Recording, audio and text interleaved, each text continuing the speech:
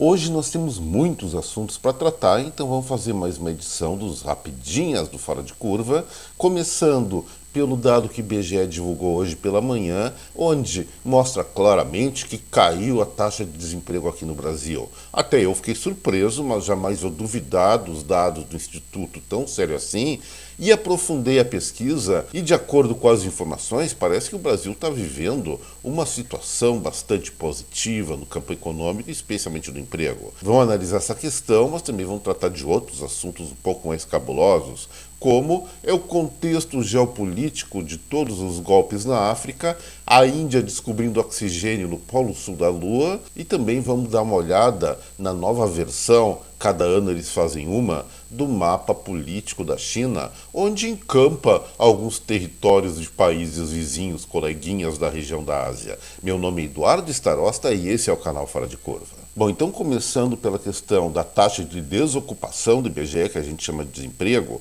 olha só que bela novidade. Segundo o Instituto, o trimestre compreendendo os meses de maio, junho e julho de agora de 2023, teve uma taxa de desemprego de 7,9%. Vamos admitir, isso é uma queda bastante acentuada em relação ao trimestre imediatamente anterior, ou seja, fevereiro, março e abril desse mesmo ano. Claro que se nós considerarmos os 3 meses anteriores, tirando julho, também houve queda de desemprego de 8% para 7,9%. Então, nesses âmbitos percentuais, tá tudo azul aqui na América do Sul. E, gente, realmente me esforcei para procurar problemas na taxa de desemprego, compreendendo esses 3 últimos meses computados pelo IBGE, maio, junho e julho. E olha só que coisa interessante, total de empregados, seja formal, informal, por conta própria, empresário, saltou no trimestre de abril, maio e junho de 67.959.000 para vistosos 68.394.000, uma alta de 435 mil postos de trabalho. Os empregados com carteira assinada aumentaram 247 mil,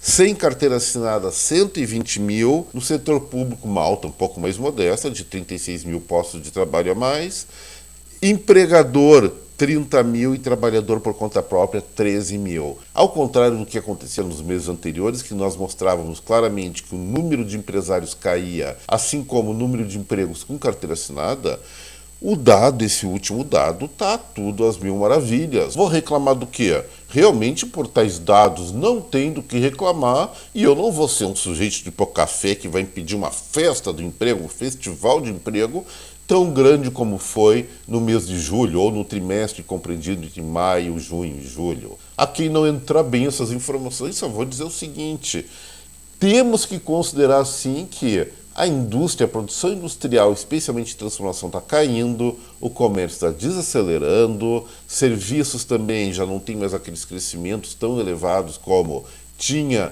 nos meses anteriores. A última pesquisa a respeito das expectativas industriais mostram um aumento do pessimismo, mas isso aí não deve ser levado em conta. Deve-se considerar, sim, que nós brasileiros, como pessoas de fé, devemos, sim, acreditar e agradecer aos céus por resultados tão maravilhosos assim. Vocês concordam comigo ou querem tirar uns tomates na minha cara? Bom, nesse último caso, eu sou mais otimista ainda por estar atrás de 2 câmaras. Daí vocês não podem me atingir. Vou mudar de assunto antes que eu revolte mais pessoas aí. Vamos lá, gente. Bom, como eu falei, pelos dados do IBGE está tudo às mil maravilhas com o emprego brasileiro. Já estamos com uma taxa de desocupação abaixo de 8%, então palmas para eles de novo. E aí nós observamos outras ações públicas bem interessantes que vão ao encontro desse esforço de aumentar a empregabilidade aqui no nosso país. Vamos ver o que está acontecendo, gente. A ministra Marina Silva, eu respeito ela cada vez mais. Afinal de contas, não se pode gastar todos os recursos do nosso Brasil de uma vez só para fazer um crescimento absurdo em poucos anos e depois a gente ficar desguarnecido de riquezas. Acredito que tenha sido talvez essa motivação que fez com que ela não aprovasse, junto com o IBAMA, a prospecção e exploração de petróleo lá na foz do Rio Amazonas. Agora, preservando a riqueza e o meio ambiente nacional, ela repete a dose. Existem boas chances de ter grandes veios de petróleo lá no arquipélago de Abrolhos, que fica na Bahia. Aí, para prospectar e para extrair esse petróleo, precisa de autorização do IBAMA, que, como a gente sabe, faz parte do Ministério do Meio Ambiente. Qual foi a resposta da nossa grande ministra Marina Silva? Ela vetou a oferta de blocos naquele local para exploração, dizendo o seguinte: olha só a coerência da moça. Tem coisas que não podem e a gente não vai ficar enrolando o empreendedor.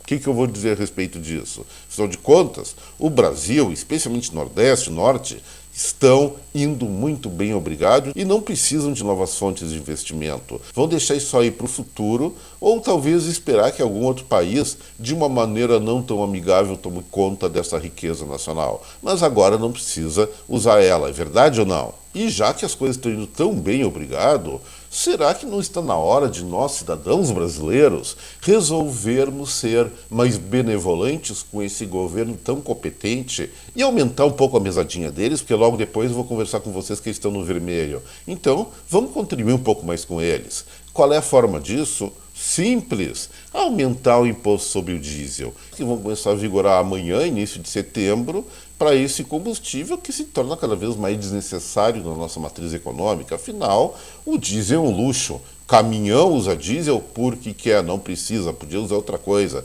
Podia empurrar o caminhão ladeira acima ou fazer outras coisas, descer na banguela para economizar combustível. Então, por que não aumentar um pouquinho mais o imposto sobre diesel para o nosso querido governo arrecadar mais ainda? Porque, segundo consta o Tesouro Nacional, eles estão gastando mais do que arrecadam. Olha só a informação. No último mês de julho, o déficit primário do governo federal foi de 35,9 bilhões de reais. Para fins de comparação, em julho do ano passado, essa mesma conta registrou um superávit, ou seja, lucro, de 19,7 bilhões de reais, já ajustado pelo IPCA, que é a inflação oficial brasileira.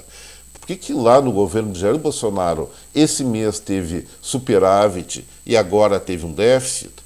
Evidentemente porque os gestores públicos da atualidade estão se esforçando em gastar mais para proporcionar melhores condições para pelo menos parte da população brasileira. Isso aí gera algum efeito negativo para a sociedade brasileira?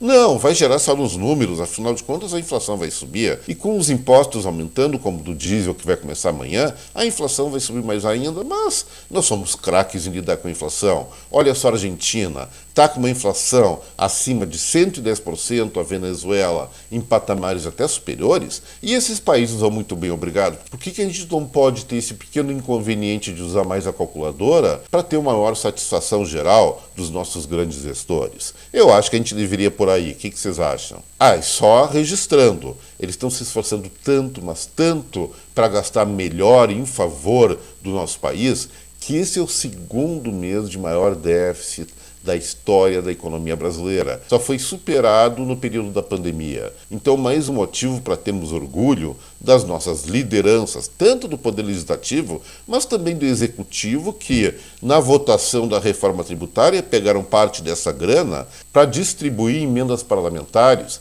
que a gente não sabe direito qual o destino delas. E agora já encerramos a parte das rapidinhas a respeito do Brasil. Pode ser só notícia boa. E aí de quem questionar isso, vou chamar o Xandão e o Flávio Dino para botar na cadeia quem resolver falar que eu estou errado. Vamos para o campo internacional. Uma baita descoberta, gente, agora falando sério. A Índia, semana passada, conseguiu de maneira inédita pousar um módulo na Índia, onde tem um robozinho, um jeepzinho que fica prospectando as questões minerais, questões da atmosfera daquele lugar, apesar de ser pouquíssima, e descobriram várias coisas interessantes já. Primeiro e mais fundamental é que existe o oxigênio no chamado lado oculto da Lua. E isso é fundamental, já que também existe água por lá, para conseguir fabricar combustíveis de maneira fácil e simples no nosso satélite natural, o que impulsiona a exploração desse território, além de ser uma grande ponta de lança para viagens mais ousadas e menos custosas do ser humano para outros locais do sistema solar e, eventualmente, até mais longe se as tecnologias de foguete, de velocidade e sobrevivência melhorarem nos próximos anos, que eu acredito que aconteça isso. E agora, quase encerrando o Fora de Curva de hoje, 2 assuntos de geopolítica internacional. O primeiro, vamos voltar, já tratei disso rapidamente ontem, ao golpe de Estado no Gabão, gente. Olha só, algumas semanas atrás, houve uma situação similar no Níger. Ano passado, ano retrasado, outras regiões africanas abandonaram seus regimes aparentemente democráticos e partiram para novas ditaduras. Isso aí sim, evidentemente, é um retrocesso, agora não estou fazendo piada, é um retrocesso na geopolítica mundial, mas os bastidores disso aí são muito tenebrosos. O que acontece?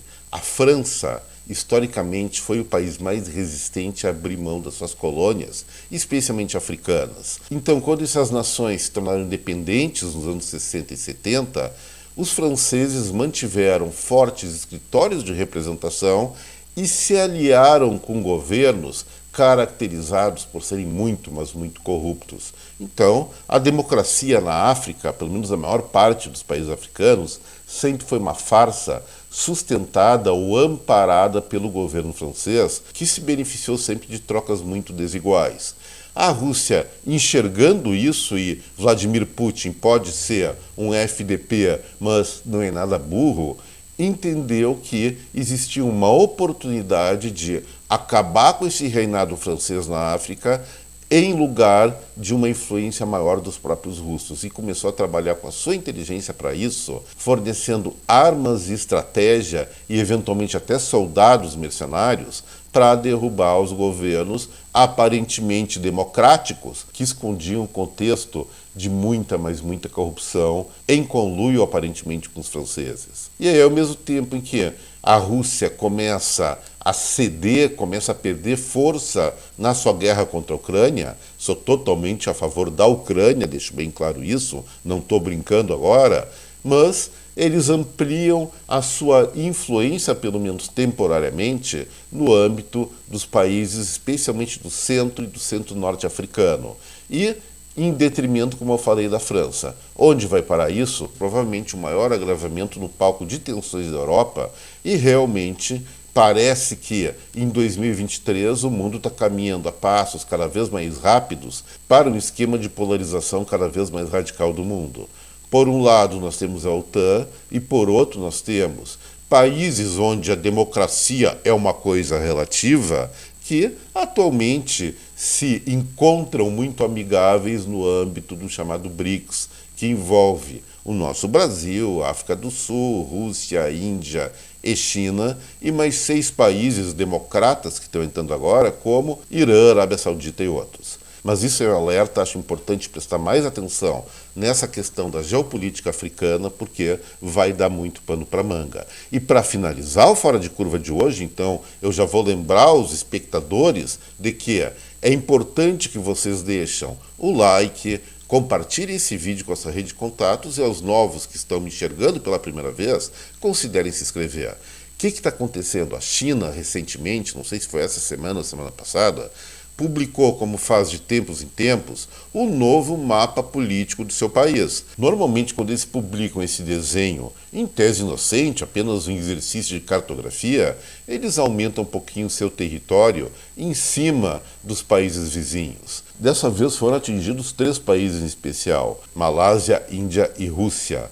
Quem protestou mais foi Malásia e Índia. Vamos lembrar que a Índia também faz parte dos BRICS e tem um comitê de crise praticamente permanente para discutir as questões de fronteira com os chineses, mas a Malásia viu-se invadida no seu território. E quanto à Rússia, finalmente os chineses atribuem ao seu território uma ilha que é dividida com esse que é o maior país do mundo, que está em guerra e muito enfraquecido. Lembrando o seguinte, lá em meados do século XIX, o czar russo da época, não me lembro quem era, ou czarina, simplesmente invadiu uma parte externa da Manchúria, chamada Manchúria Exterior, se não me engano, e anexou o território do seu país. Isso aí não foi discutido durante muito tempo, mas agora, com uma Rússia enfraquecida e uma China cada vez mais forte, Certamente, se não agora, daqui a alguns anos, essas tretas fronteiriças vão voltar à baila e isso certamente pode mudar o eixo das relações geopolíticas do globo, especialmente nessa região da Ásia. Gente, por hoje era isso, eu espero que vocês tenham gostado do vídeo e se gostaram, de novo eu peço o like, o compartilhamento e a inscrição no canal. Um forte abraço a cada um de vocês, deixo aqui meu até breve, tchau!